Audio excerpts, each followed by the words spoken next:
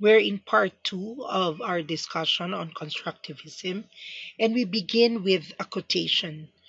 Teaching is not about filling up the pail, it is about lighting a fire.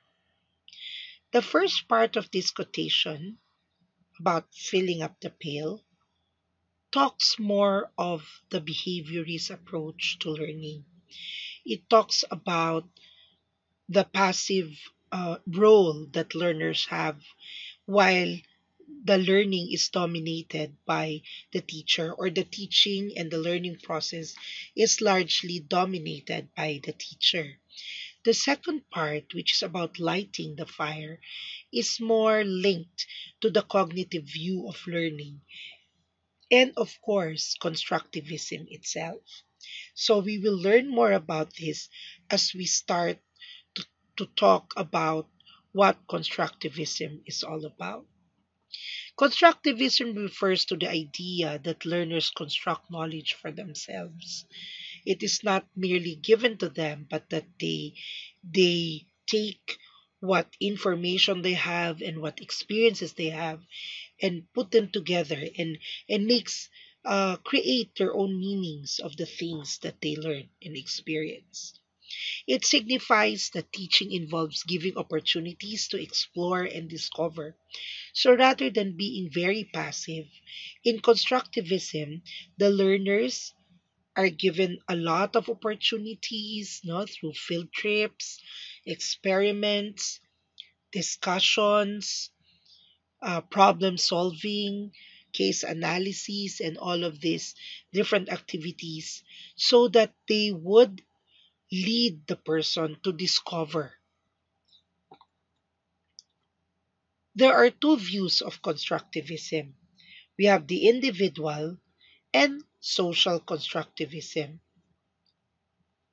The individual constructivism emphasizes internal construction of knowledge. This is very much related to the principles of Piaget's theory. We realize that Piaget studied responses of individual children to the Piagetian tasks that he presented to them. Here, Piaget analyzed how each person, how each individual formed their own understanding in order to answer or to figure out what he was asking them. Individual constructivism also allows the learner to discover principles through their own exploration rather than the direct instruction of the teacher. So here, the learner is really also quite active. However, in social constructivism, knowledge exists in a social context. So it's not just the person alone uh, finding meaning and constructing meaning based on the things that he continually learns. Here, it is shared with others instead of being represented solely on the mind of the individual. This is based on Vygotsky's theory. We remember that Vygotsky focused on social constructivism or sociocultural theory.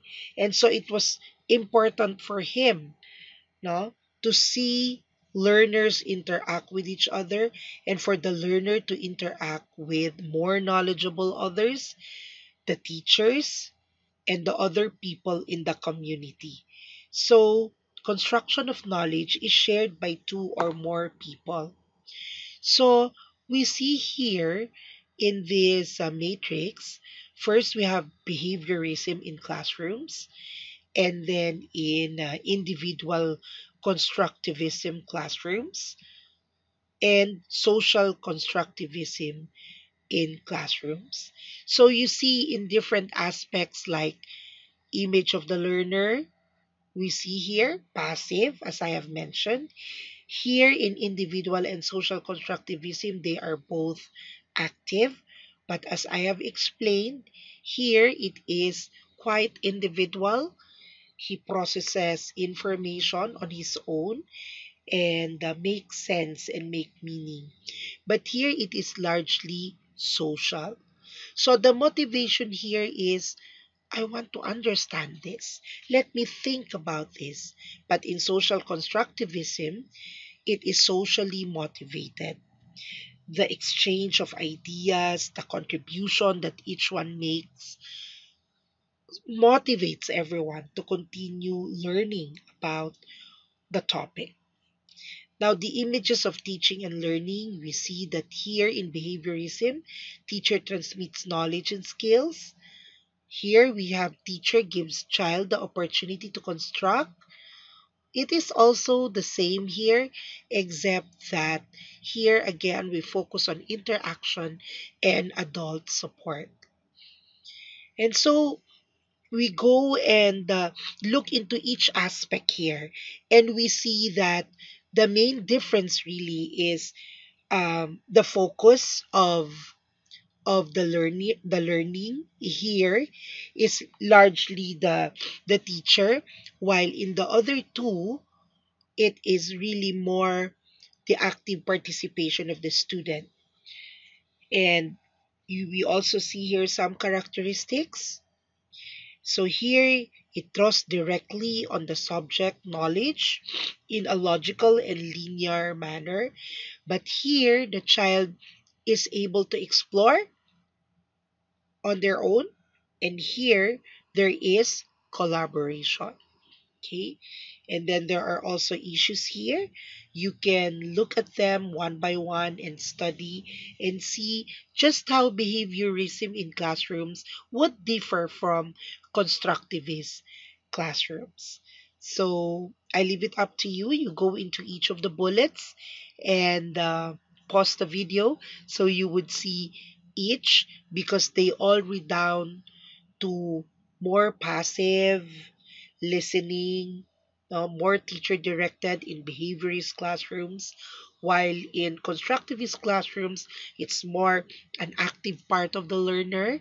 But the only difference is whether it is more individual, solo type of analyzing and thinking and conceptualizing, or is it more of a collaborative, shared discussion and shared knowledge, and therefore meaning is constructed um, through collaboration and interaction.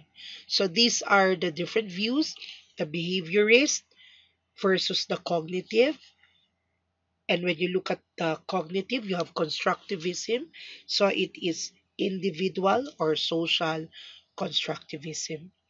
We shall continue in part 3 and see how exactly this meaning making and this organization of knowledge happens.